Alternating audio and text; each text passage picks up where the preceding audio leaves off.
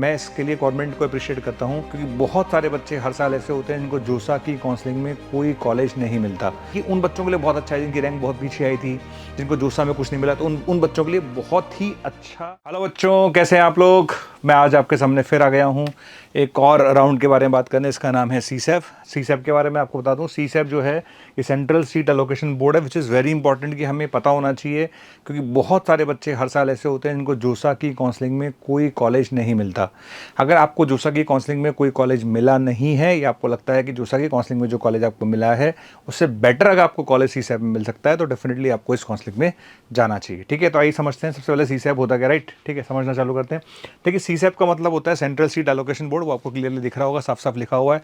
इसके थ्रू जो अगर ये काउंसलिंग प्रोसेस है, जैसे जोसा होता है ना, जोसा के थ्रू, जैसे जोसा के थ्रू हम एडमिशन लेते हैं उस तरह से बेसिकली काउंसलिंग प्रोसेस है, राइट? ठीक है, और इसके थ्रू आपको है ना एनआईटी प्लस सिस्टम में ही एडमिशन मिलेगा, ये बात ध्यान रखिएगा। इसके थ्रू आपको सिर्फ एनआईटी प्लस का मतलब हो गया एनआईटी, जीएफटीएच हो गया, ट्रिपल आईटी हो गया, इन्हीं में आपको एडमिशन मिलेगा। आईआईटी में इसके थ्रू एडमिशन नहीं मिलता। ये मतलब ये बात क्लियर होनी चाहिए कि आईआईटी में हमारे को अगर एडमिशन चाहिए तो जोसा के थ्रू ही होगा, और किसी तरीके से हमारे पास एडमिशन का तरीका नहीं है, राइट?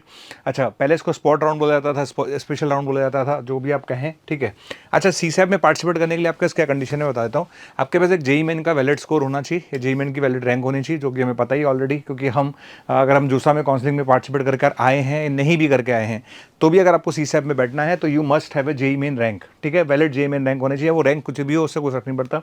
ठीक है, समझ में आ गया? ओके।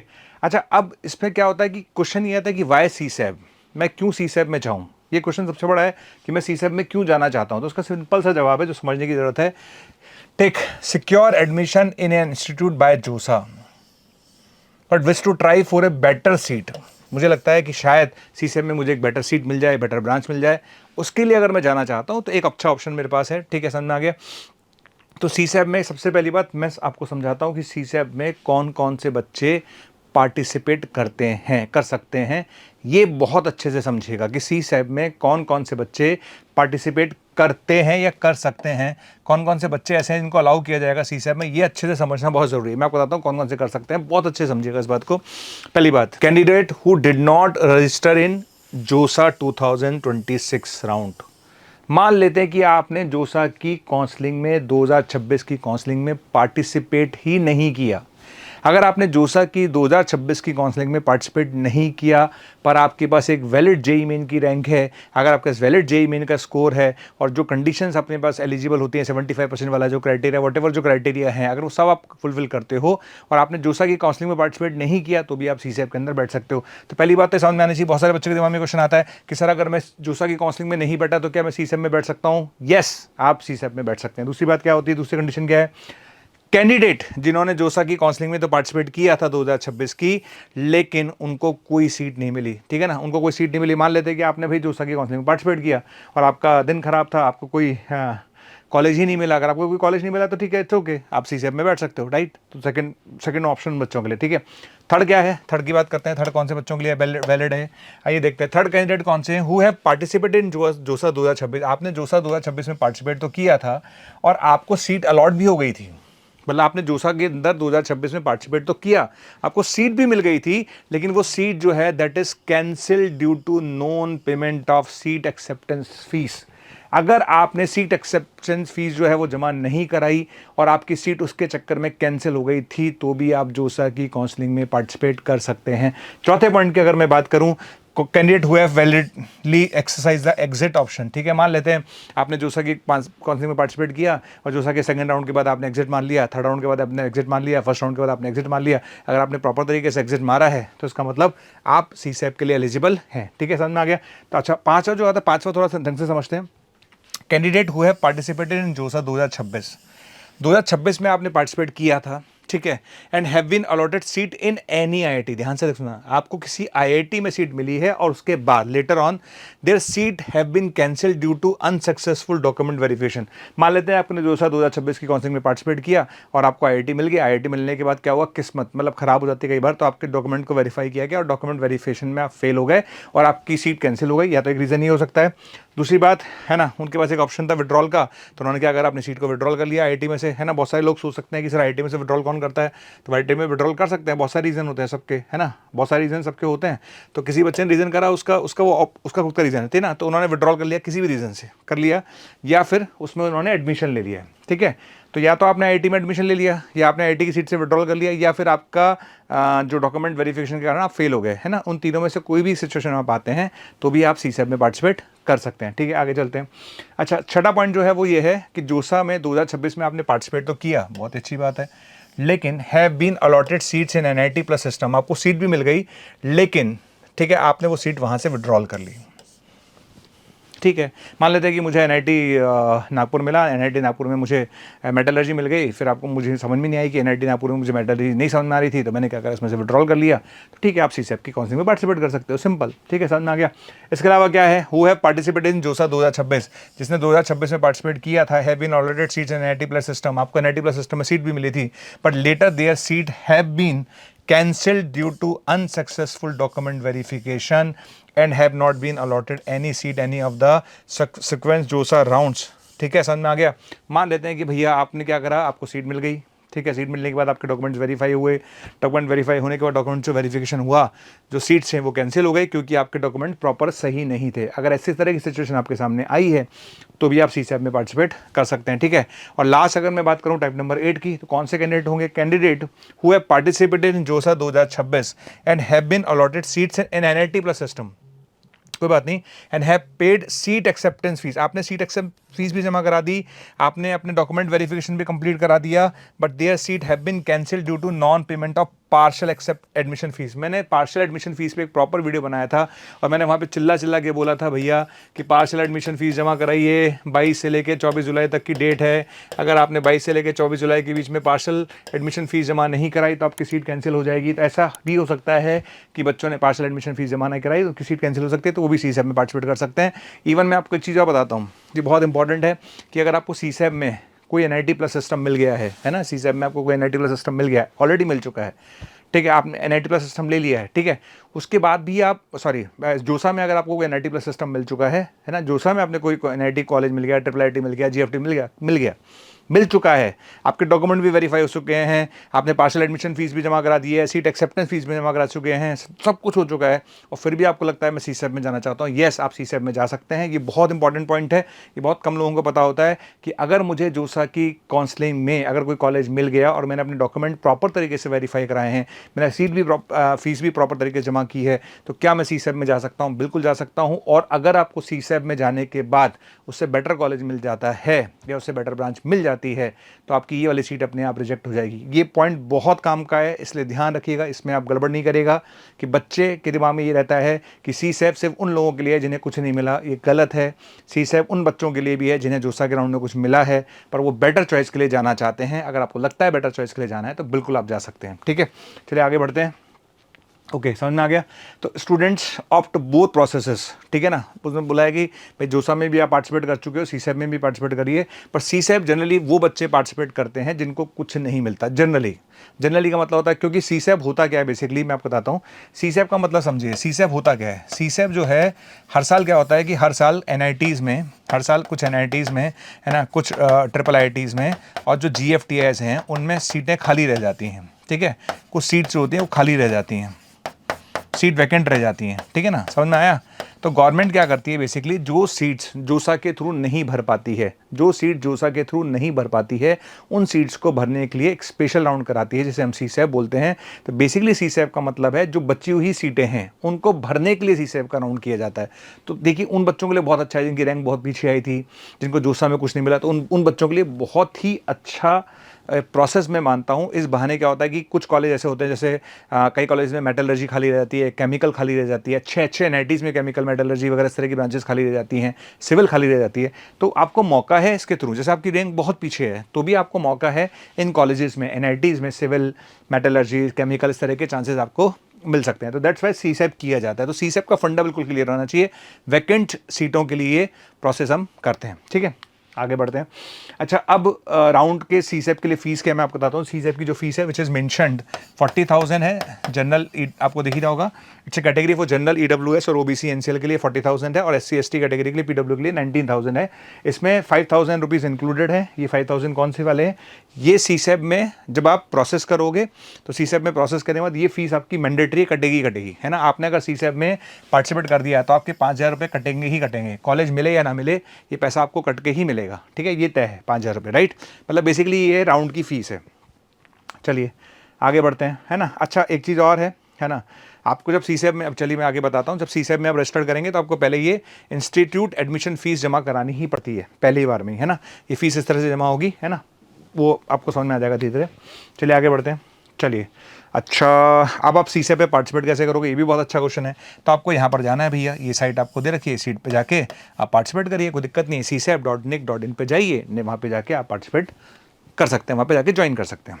चलिए अब इसका प्रोसेस समझते हैं। तो सीसेप का प्रोसेस क्या है? सीसेप का प्रोसेस बहुत इंपॉर्टेंट है, अच्छे से समझिएगा। मैं फिर बोल रहा हूँ, ये उन बच्चों के लिए नहीं है जिनकी टॉप 100 में रैंक आई है, टॉप 200 में रैंक आई है, टॉप 500 में रैंक आई है, टॉप 1000 में रैंक आई है, क्योंकि ऑलरेडी इनको कॉलेज मिल चुका है, ठीक है ना। बेसिकली ये उन बच्चों के लिए है जो बेचारों की रैंक बहुत पीछे आई है, या बहुत अच्छी रैंक नहीं आई है, या व्हाट दे आर एक्सपेक्टिंग कि हमें शायद जोसा में कुछ अच्छा मिल जाए पर उनको नहीं मिला, तो वो चांस लेना चाहते हैं, उन बच्चों के लिए, राइट। तो देखिए, सबसे पहली बात मैं आपको समझाता हूँ कि जोसा के राउंड खत्म होने के बाद जो वैकेंसीज का डिस्प्ले होगा that will be 28 July. Displays of vacancies after जोसा राउंड, है ना। 28 तारीख को डिस्प्ले होगा कि कौन कौन से आईआईटीज में, कौन कौन से एनआईटीज में, कौन कौन से जीएफटीआई में कितनी कितनी सीटें खाली बच गई हैं जोसा के राउंड के बाद, ठीक है। बहुत ही अच्छी बात है।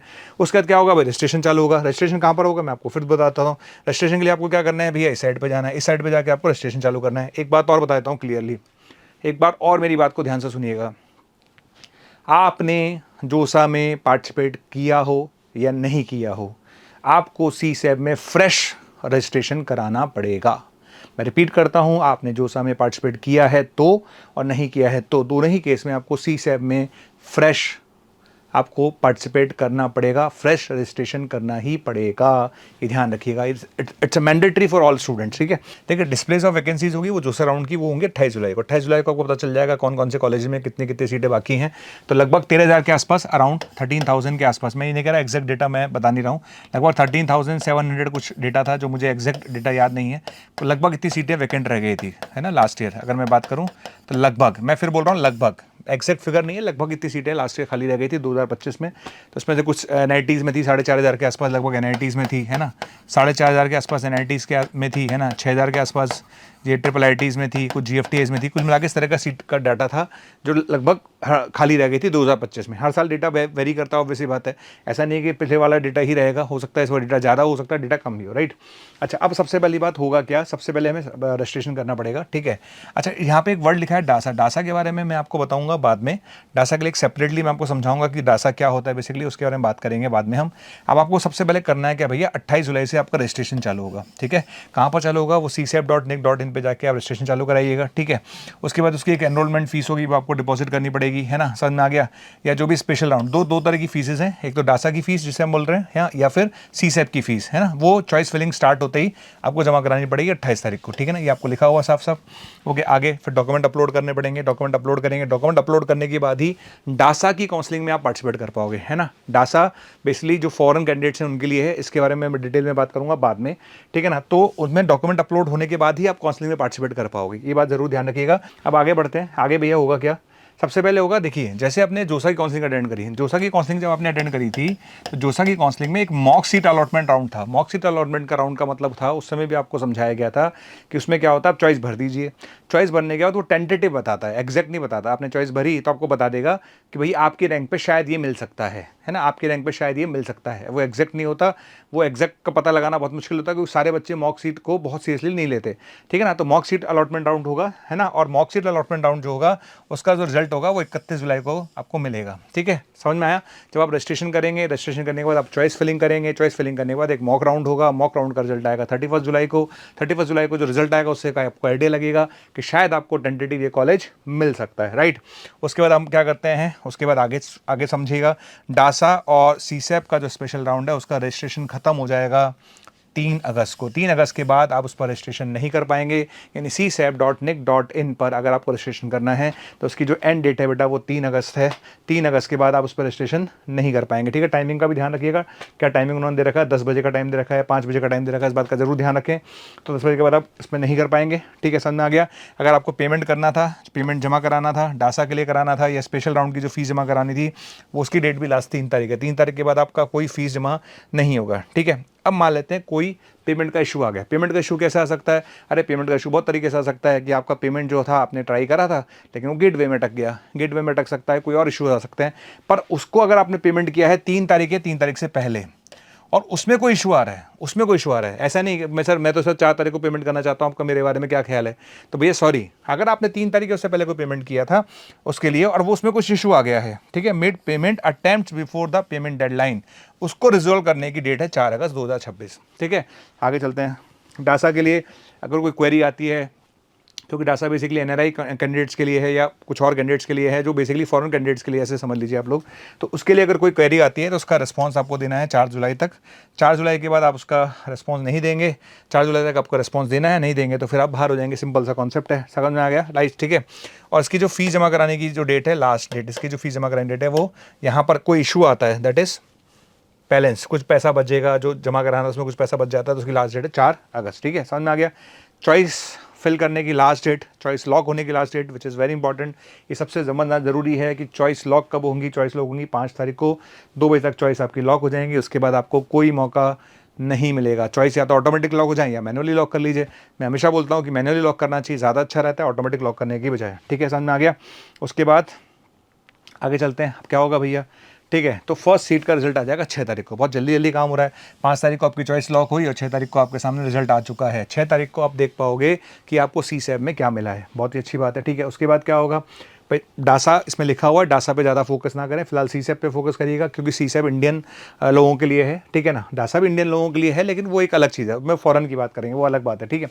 अब उसके बाद क्या होता है, ऑप्शन है बच्चे के पास, क्या ऑप्शन होता है, एक तो फ्रीज कर ले, जो हम पहले समझा चुके हैं, स्लाइड कर ले, फ्लोट कर ले, आप सीट सरेंडर भी कर सकते हो, है ना, आप चाहो तो विड्रॉल भी कर सकते हो, आप एग्जिट भी कर सकते हो। 6 ऑप्शन आपके पास हैं, freeze, float, slide, withdrawal, surrender और एग्जिट। इनमें से कोई भी आपको अच्छा लगे आप कर सकते हैं। डेट जो है वो अपने पास 6 अगस्त से लेकर 10 अगस्त तक का टाइम है, ठीक है, ये आपको बहुत क्लियर होना चाहिए, ये बिल्कुल क्लियर रखते हैं, ठीक है, समझ में आ गया।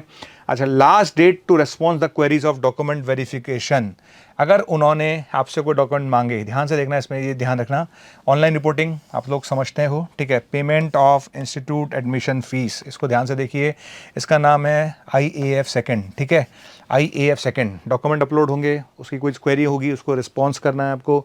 इसमें यहाँ पर 2 चीज़ें आई हैं, IAF 1 और IAF 2, है ना, इसको समझ लेते हैं। यहाँ पर 2 बार आ चुका है IAF 1 और IAF 2, ठीक है। IAF 1 जब इनिशियली आप रजिस्ट्रेशन करेंगे तब आपको IAF 1 जमा कराना है, ठीक है ना, जो फीस जमा करानी है, और ये IAF 2 जो बची हुई फीस है, अगर आपको लगता है एडमिशन फीस जमा करानी तो आप जमा करा सकते हैं। डॉक्यूमेंट अपलोड करना है, रिस्पॉन्ड करना है, कोई भी क्वेरी आती है, क्वेरी को रिस्पॉन्ड करने का टाइम लास्ट है वो 11 अगस्त तक है, 11 अगस्त 5 बजे तक आपका लास्ट टाइम है। अगर उसके बाद कोई भी क्वेरी जो है उसको एंटरटेन नहीं किया जाएगा। मान लो आपने कोई क्वेरी का जवाब नहीं दिया तो आपकी सीट गई, एग्जिट हो गया, आप बाहर हो जाएंगे, ठीक है, समझ में आ गया, ओके। पेमेंट इशू के लिए मैं पहले भी बोल चुका हूँ, पेमेंट इशू अगर किसी गेटवे में कोई दिक्कत आती है, राउंड 1 में आपने पैसा जमा कराया, कहीं अटक गया है गेटवे, तो उसके लिए उन्होंने भी टाइम दिया है 11 अगस्त 2026 तक 5 बजे तक का, राइट। अब आगे बढ़ते हैं भैया, आगे कहानी समझते हैं, ठीक है। सेकेंड राउंड का जो डिस्प्ले होगा दैट विल बी 12 अगस्त, है ना। 12 अगस्त को आपको 5 बजे तक पता चल जाएगा कि भैया इसका क्या रहा, रिजल्ट क्या रहा।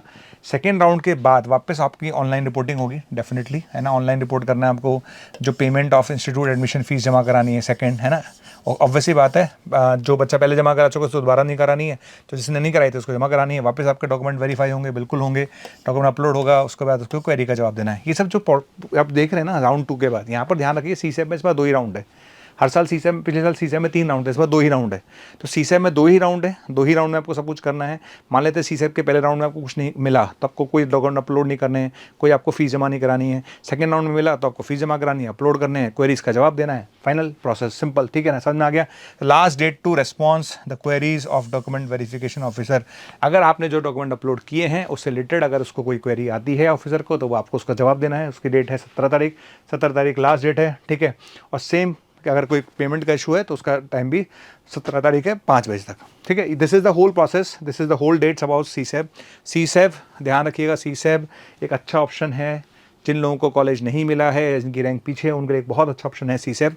आगे बढ़ते हैं, थोड़ा सा और चीज़ें समझते हैं सीसैब के बारे में, ठीक है। चलिए इसके बाद बात करते हैं थोड़ा सा और आगे कि सीसैब में लास्ट ईयर क्या था। अच्छा, जैसे ही आप सीसैब में आपको कॉलेज मिल जाता है तो आपको फिजिकल रिपोर्टिंग करनी होगी। फिजिकल रिपोर्टिंग आपको अलॉटेड सीट्स में करनी है, ठीक है ना। कैंडिडेट्स को ध्यान रखना, who have confirm there seats through CSAB special. अगर आपको सीसैब के थ्रू कोई भी कॉलेज मिलता है और आपको समझ में आ गया, आपने कहा भाई मुझे तो एक्सेप्टेड, मुझे पसंद है, ठीक है, पसंद है, तो भैया आपको फिजिकल रिपोर्टिंग करनी पड़ेगी, ठीक है। और जो पैसा आपने जमा कराया उससे अगर कुछ बैलेंस बचता है, जैसे मान लो किसी इंस्टीट्यूट की फीस 2 लाख रुपए है, ठीक है ना, किसी इंस्टीट्यूट की फीस 2 लाख रुपए है और आपने कुल मिला के जमा करा दिया 45,000 या 40,000, ठीक है, तो बचा हुआ जो पैसा है वो आपको डिपॉजिट कराना पड़ेगा। तो रिमेनिंग फीस आपको जमा करानी पड़ेगी आपके सेंटर पे, और उसकी डेट दे रखी है, टेंटेटिव है, ये कंफर्म डेट नहीं है, टेंटेटिव डेट्स है, ठीक है। आगे चलते हैं।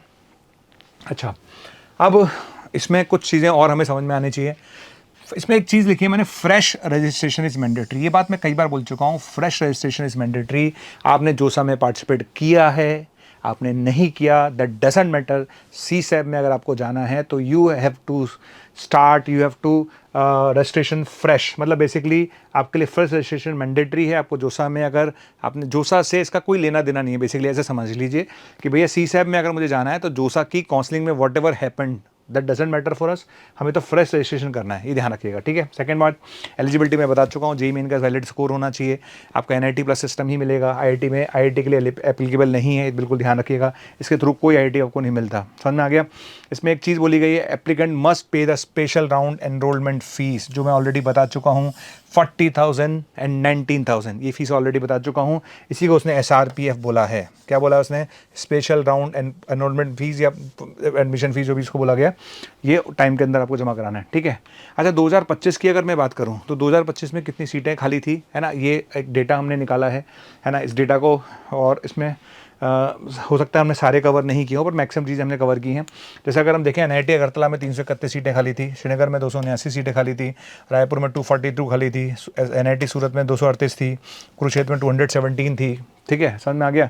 अगर आप कालीकट में देखेंगे 177, 175, है ना, इस तरह से आपको देख रहे होंगे, तो इस तरह से सीटें खाली थे, और अच्छे अच्छे एनआईटीज़ में खाली हैं, अच्छे एनआईटीज़ में खाली है, ठीक है, अच्छे एनआईटीज़ में बहुत अच्छी अच्छी सीटें खाली हैं। अगर मैं जीएफटीएस की बात करूं तो देखेंगे जीएफटीएस में जैसे Birla institute of technology Mesra है ना, पंजाब इंजीनियरिंग कॉलेज है ना, ठीक है, आपके ये श्री माता वैष्णो देवी यूनिवर्सिटी का तरह, बिरला इंस्टीट्यूट ऑफ टेक्नोलॉजी, इस तरह से आप देखेंगे तो इस तरह से बहुत सारी सीटें आपको दिख रही होंगी, ठीक है ना। लगभग ऐसे जीएफटीएस आप देख रहे होंगे, ये सब सीटें आप इनका आप स्क्रीनशॉट ले सकते हैं अगर आपको रिक्वायरमेंट है तो, है ना। ये सब सीटें खाली है, आप इसके पैनल पर भी जाकर देख सकते हैं, है ना। ये सब आपको जोसा की साइट पर मिल जाएगा, सीसैब की साइट पर भी मिल जाएगा। 2025 का डेटा आप निकालेंगे तो आपको मिल जाएगा कि ट्रिपल आईटीज़ में कौन से ट्रिपल आईटी में कितनी कितनी सीटें खाली हैं, ठीक है, समझ में आ गया। ये लास्ट ईयर का डेटा है, ध्यान रखिएगा, है ना। लगभग मैंने आपको बताया लगभग 13,000 कुछ सीटें खाली थी, मुझे एग्जैक्ट डेटा फिर भी बता रहा हूँ, याद नहीं है, लगभग कुछ ऐसी थी, हो सकता है डेटा थोड़ा बहुत चेंज हो, ठीक है। लगभग 13,000 के आसपास सीटें खाली थी, ठीक है। तो ट्रिपल आईटीज़ में थी, जीएफटीआईज़ में थी, एनआईटीज़ में थी, ये सब सीटें खाली थी, है ना। तो this is whole about CSAB, है ना। सीसैब का पूरा प्रोसेस मैंने आपको समझाया। सीसैब के पूरे प्रोसेस में जो समझने वाली बातें हैं वो क्या हैं, वो आपको समझ में आनी चाहिए कि सीसैब में कौन कौन से बच्चे पार्टिसिपेट कर सकते हैं, वो हमने स्टार्टिंग में समझाया। सीसैब का पूरा प्रोसेस क्या है वो हमने आपको समझाया, ठीक है। सीसैब के थ्रू क्या क्या मिल सकता है वो हमने आपको समझाया, है ना, बेसिकली। और सीसैब डेफिनेटली उन बच्चों के लिए काम का है। मैं इसके लिए गवर्नमेंट को अप्रिशिएट करता हूँ कि एटलीस्ट है ना, एटलीस्ट हमें ध्यान रखना है कि जो कॉलेज में सीटें खाली रह जाती हैं तो एटलीस्ट उन बच्चों को तो मिले जिनको कुछ ना मिले, और एटलीस्ट कम से कम उन बच्चों का तो फ़ायदा हो रहा है। तो ये बहुत ही अच्छा स्टेप है गवर्नमेंट का, है ना। तो मेरे ख्याल से ये पूरा वीडियो आपको समझ में आ गया होगा। तो मुझे सुनने के लिए हमेशा की तरह धन्यवाद। जय हिंद, जय भारत।